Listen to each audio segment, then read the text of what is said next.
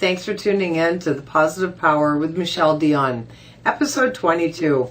What a great week it's been. I've had a fantastic week. I'm super busy these days, but that is absolutely where I want to be. It's exactly where I want to be right now, and it's giving me the opportunity to share lots of good news around the world, whether it be via video, online radio, messages online, whatever.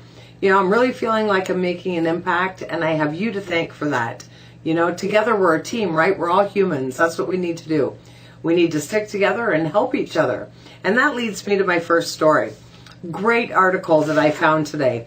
And it's about a soup kitchen that is in Kansas City. It's actually the Kansas City Community Kitchen. And what they've done, even though they have been going for 30 years, feeding people on the street, what they've done is they've turned around and they've revamped their kitchen and their whole atmosphere to be more like a restaurant. So the volunteers they have are not just, you know, handing out the food or whatever it is that they generally do. They are acting as greeters, acting as servers, instead of, or in addition to the regular volunteers, they're also getting actual chefs in who are taking the time to create nutritious dishes for the homeless people, which is wonderful. You know, they talk in this article actually about how homeless people stand around so much. They stand around. They're in line waiting to get the food. They're in line waiting to get in the shelters. They're in line at the unemployment office. They're in line at the welfare office. They're in line everywhere, always waiting, always not really belonging anywhere, right? It's not really their corner. It's not really their bench. It's not really their entranceway, whatever. So what they wanted to do is change the experience and let them dine with dignity. What a wonderful term that is. So they come in, the homeless people, they get food options. It's healthy meals so that way, you know, they're putting good nutrition into their body, which is going to make them feel better, which is going to boost their self-esteem. You know, that's all such a big part of it. Is like, I can't even imagine being homeless, and I can't imagine what that must do to you on a mental level. You know, would you want to call your family? Would you want to, you know, it changes absolutely everything. So allowing them to come in to feel like they're just a regular person, just give them an hour to act like a regular person. And they're sitting with regular people because obviously they invite lots of volunteers, but they invite normal people as well. Like, it is open to absolutely anybody. It's ultimately a free meal. And the one homeless gentleman that is quoted in the article, he says, they're treating me like they don't even know that I'm homeless. What a great feeling that must be. And you know, that makes me think of an article that I shared quite some time ago, actually on the Playfair Music audio stream on my show on there. And it was about a pizza place in New York. You may have heard of this story. And anybody who came in was welcome to buy an extra slice of pizza. And what the guy did was he would write it on a Post-it, 1 piece paid for or whatever, and he'd stick it on the wall. And then as these homeless people came in, they could come in and they could claim 1 Post-it, which is equivalent to 1 pizza.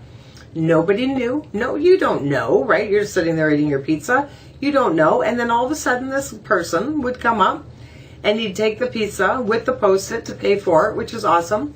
And then again, he's just like a normal person. He can go and he can take his piece of pizza and he can go and he can sit beside the other person who is a paid customer that maybe is going to be put him in the right place at the right time where he gets offered that job, or maybe it puts him in the right place at the right time where he finds out about a new place for employment, or who knows what. You know, so there's wonderful things going on in the world where regular people like you and I are making life-changing situations and life-changing acts for people. You know, it just warms my heart. I have to stop and just like embrace the concept for a second, because it is so wonderful. So, you know, you have these people in Kansas that are doing this restaurant, food place, which is fantastic. You've got, you remember the man in the States as well, and he built the tiny house for the woman that she was always sleeping around where he lived, and he could see her and she was homeless. So he took a bunch of discarded materials and he made her a house with a door and a key, and she was so it went viral. You must have heard about it. So that was like a life-changing thing. And that gentleman now, he's turned around, he's made over 30 houses for homeless people, which is absolutely fantastic.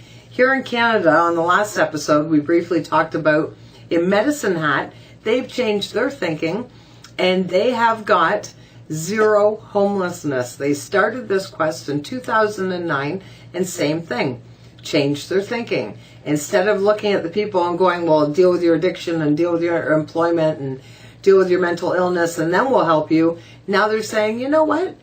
We're going to help you get a place and we're going to help you get situated, and then we'll get the counselors and then we'll get you in the rehab. But first you need a roof over your head. And money talks, right? Like, we all know at the end of the day when it comes to city council and everything, as much as I'm sure they care genuinely for their people, money is also, a core to a lot of the decisions that they make.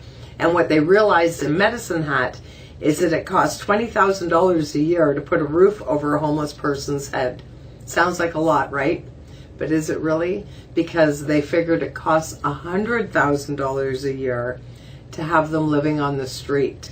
And when they're living on the street and they're not healthy and then they're needing medicine, and it's just a big snowball of things, right? So, be the change. We all complain about, not we all, because I don't, but I do, but I don't, but I used to, but I don't anymore.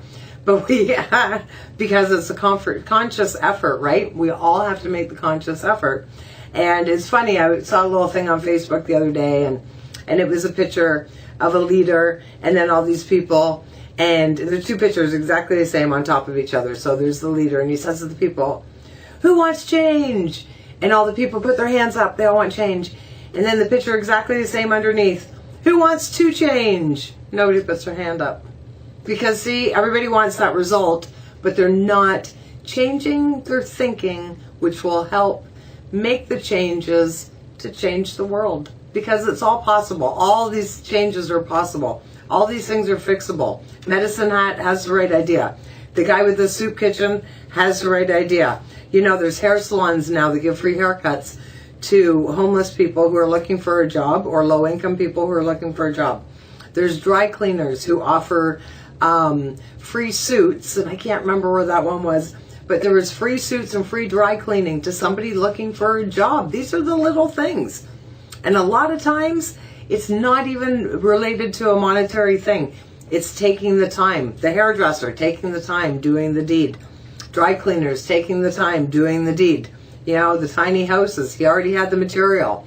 So, be the change. We can be the change.